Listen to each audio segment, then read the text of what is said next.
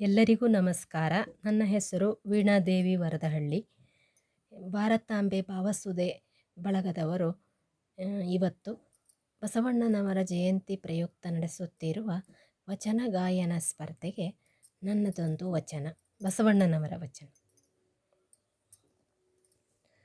ನೀರಿಗೆ ನೈದಿಲೆಯೇ ಶೃಂಗಾರ, ನೀರಿಗೆ ನೈದಿಲೆಯೇ ಶೃಂಗಾರ, ಗಗನಕ್ಕೆ ಚಂದ್ರಮನೇ ಶೃಂಗಾರ, ನೀರಿಗೆ ನೈದಿಲೆಯೇ ಶೃಂಗಾರ, ಸಮುದ್ರಕ್ಕೆ ತೆರೆಯೇ ಶೃಂಗಾರ,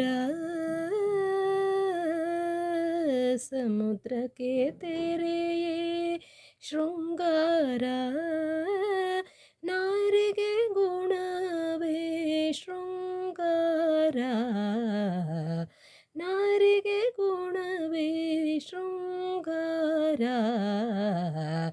ನೀರಿಗೆ ನೈದಿಲೆಯೇ ಶೃಂಗಾರ, ಕೂಡಲ ಸಂಗಮ ದೇವನ ಶರಣರ,